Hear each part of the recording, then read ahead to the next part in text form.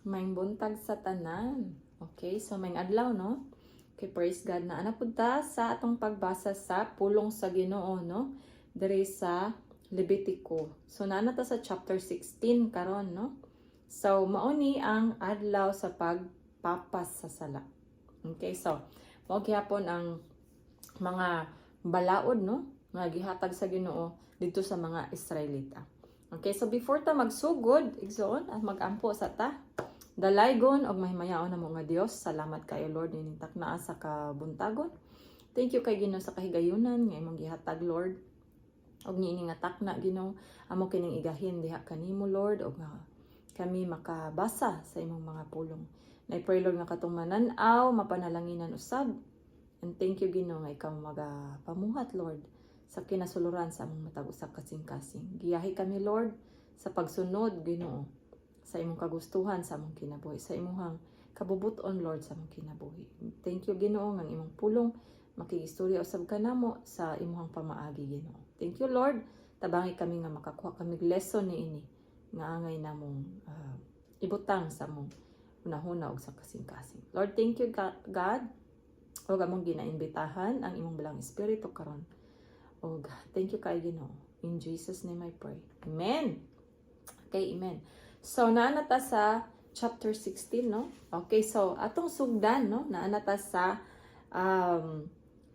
Levitico 16. Okay, so verse 1, ingon diri. Okay, human mamatay ang duha ka anak nga lalaki ni Aaron tungod sa ilang paghalad sa kalayo nga dili balaan ngadto sa Ginoo. Remember ka atong chapter? Okay, so ang Ginoo miingon kang Moises, sultihi ang imong igsuon nga si Aaron, nga mosulod lamang siya ngadto sa dapit nga labing balaan sa sulod sa tabil sa hustong panahon kay ako mopadayag diha sa panganod ibabaw sa tabon sa sudlanan sa kasabutan. Okay, kung dili siya mutuman, mamatay siya. So grabe ang mga tulumanon nga dapat nilang sundon. No, naagay specific na instruction ng Ginoo before sila makasulod kay ang presensya sa Ginoo balaan kaayo, no? So mamatay sila kung di sila mutuman. Kay verse 3, mahimo lamang siyang musulod sa dapit nga labing balaan kung magdala siya og usa ka turyong baka nga halad tungod sa sala og usa ka karnero nga laki nga halad nga sunugon. Okay, so verse 4, kinahanglan maligo siya og magsulob sa balaang sapot nga lino, no? Og sa ilalom niini isulob niya ang carson-silyo nga lino og magbakos og magpurong siyag lino. Okay, verse 5, og magkuha siya gikan sa katawhan sa Israel og duha ka kanding nga laki nga ihalad tungod sa sala og usa ka karnero nga laki nga halad nga sunugon. Okay, verse 6, kinahanglan maghalad si Aaron og baka nga laki ingon nga halad alang sa iyang kaugalingong sala og sa iyang panimalay. So baka ang gikinahanglan nga iyang ihawon, no, og ihalad diya sa Ginoo para sa iyang kaugalingong sala. Okay, verse 7. Unya kuhaon niya ang duha ka kanding ug ibutang niya kini sa pultahan sa tulda nga tagbuanan. Unya magripa siya aron pagtino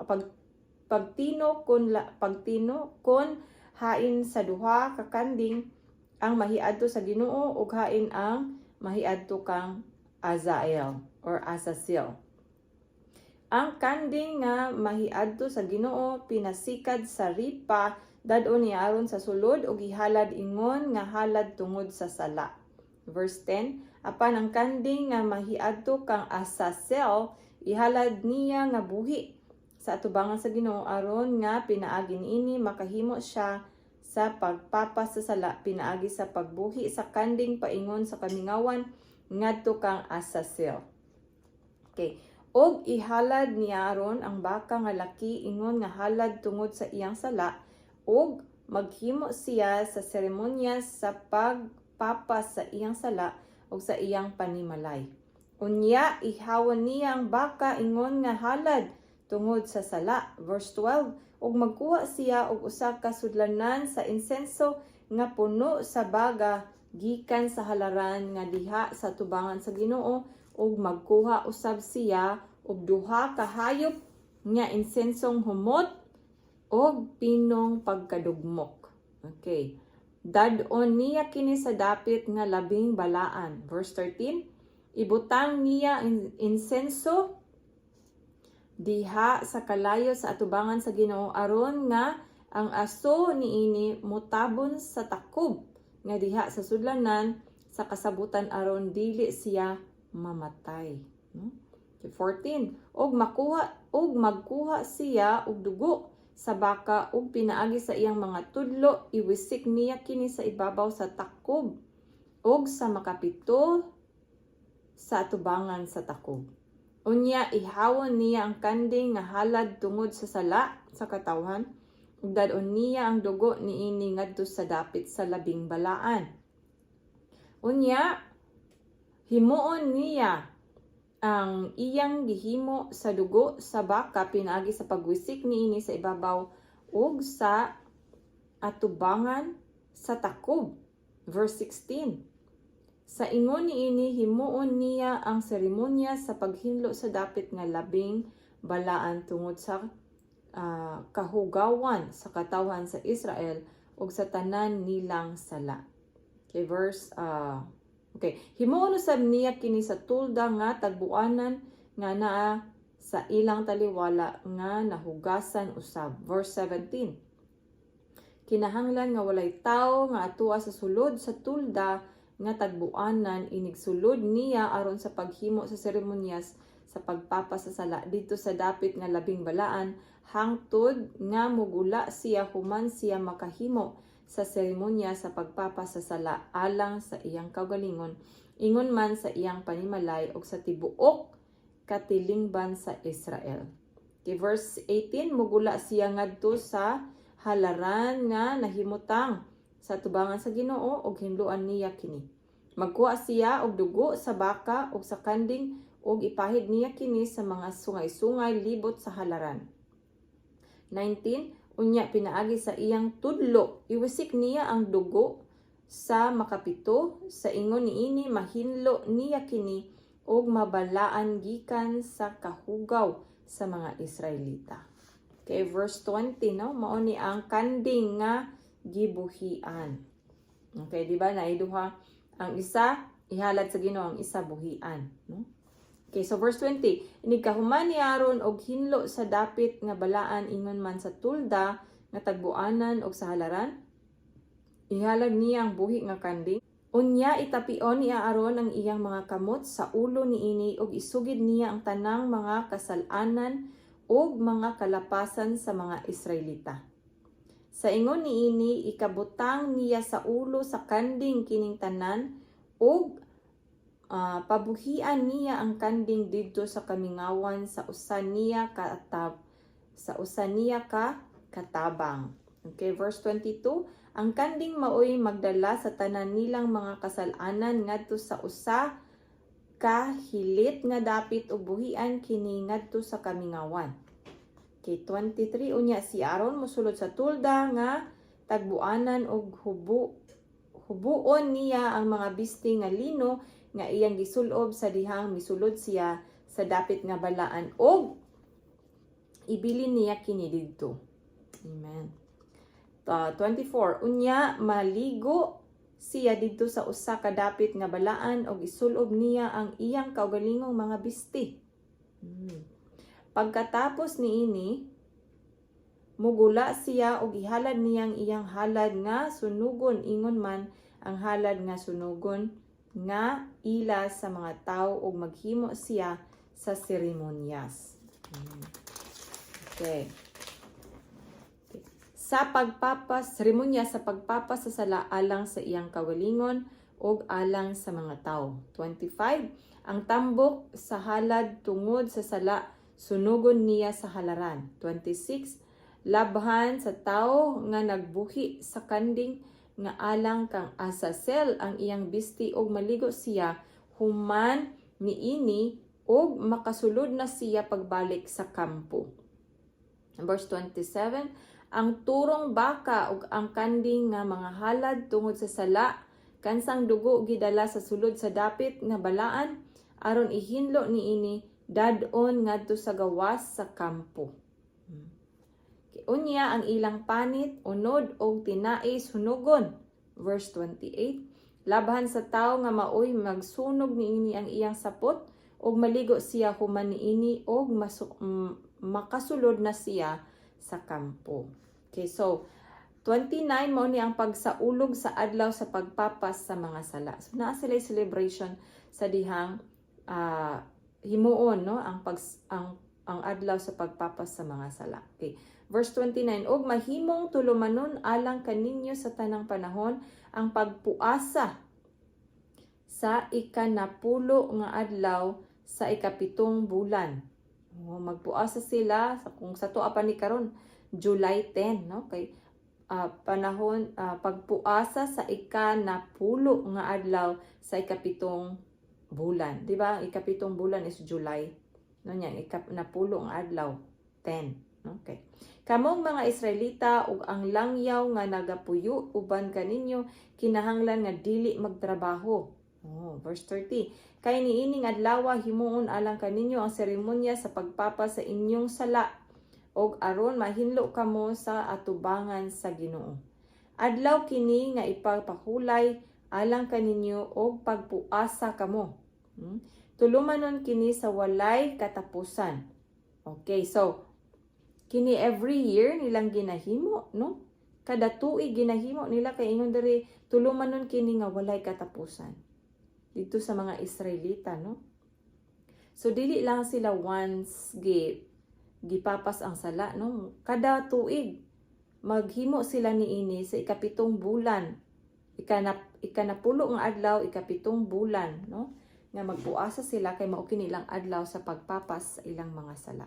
Kay 32 ang pari nga gidihugan o giordinahan aron mag-alagad ingon nga pari puli sa iyang amahan maoy maghimo sa seremonyas sa pagpapa sa sala ug magsulob siya sa balaang mga bisti nga lino. Okay, 33 hinluan niya ang dapit nga balaan ingon man ang tulda nga tagbuanan ug ang halaran. Okay, so maghimo usab siya sa seremonyas sa pagpapas sa sala alang sa mga pari ug alang sa tanang katawhan.